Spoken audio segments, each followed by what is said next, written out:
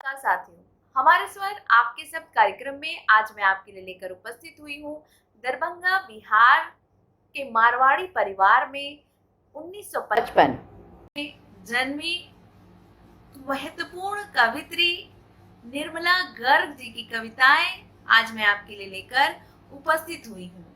कविता शुरू करने से पहले मैं आपको बता दूं, कवित्री ने वाणिज्य में स्नातक किया है, लेकिन हिंदी में रुझान रहा। मन की भावनाओं को शब्दों में उकेरने के लिए एक लंबा संघर्ष रहा। उसके बावजूद भी लगातार लिखती रही और 1992 में पहला संग्रह यह हरा गलीचा प्रकाशित होता है। दूसरी किताब कबाड़ी का तराजू सन 2000 में। इस किताब को हिंदी अकादमी दिल्ली का कृति पुरस्कार भी मिल चुका है। तीसरी किताब सफर के लिए रसद सन 2007 में प्रकाशित हुई। चौथी किताब दिसंबर का महीना मुझे आखिरी नहीं लगता सन 2012 में आई। इन किताबों का जो है सफर उनका चल ही रहा है, क्योंकि अभी उनकी एक पुस्तक प्रेस में है और बहुत जल्दी प्रकाशित होने वाली है। साथ ही उन्होंने एक पुस्तक का संपादन भी किया, दूसरी हिंदी।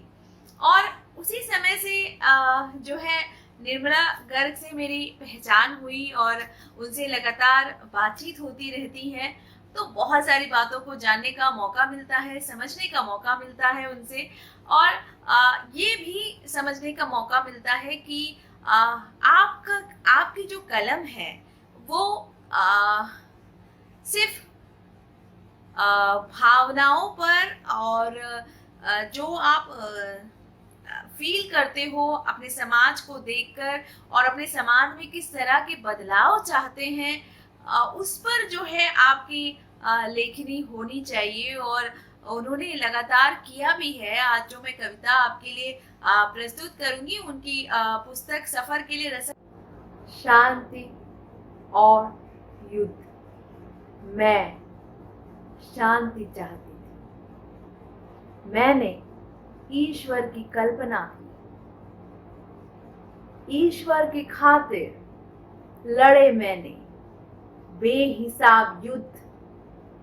कविता संग्रह से दूसरी कविता पंखा। खीर पूड़ी नहीं बनाई इस बार पितरपक्ष में, ना पंडित जिमाए ना दी दान दक्षिणा। एक पंखा खरीदा छत से लटकाने वाला, दे आई दर्जी मजीद अहमद को। इमारत के सामने वाली खाली प्लॉट में झोपड़ी डालकर रहता है मजीद।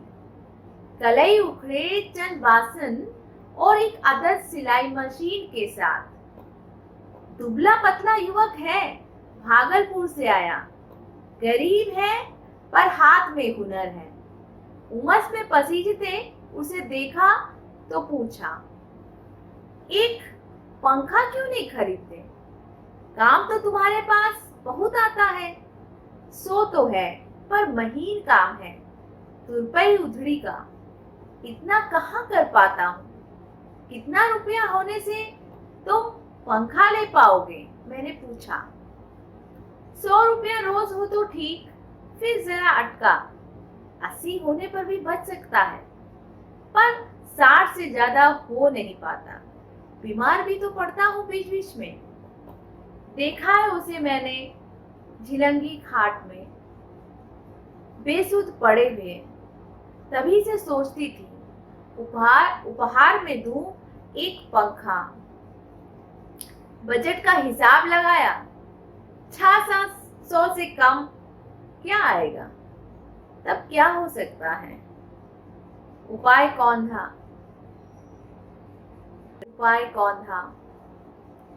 अश्विन मास इस बार ब्राह्मण विहीन रहेगा। पुरखे नाखुश नहीं होंगे। हवा लगेगी उन्हें भी, मजीद जब चलाएगा पंखा। का महीना मुझे आखिरी नहीं लगता। काव्य संग्रह से एक कविता fair and lovely. Fair and lovely की सालाना बिक्री है 8,000 करोड़। कविता की किताब छपती है मात्र 300। फेयर एंड लवली गोरा रंग, गोरा रंग सुंदर दिखना स्त्री होना। स्त्री जो कविता लिखती है, स्त्री जो कविता पढ़ती है, इस फॉर्मूले से बाहर होती है।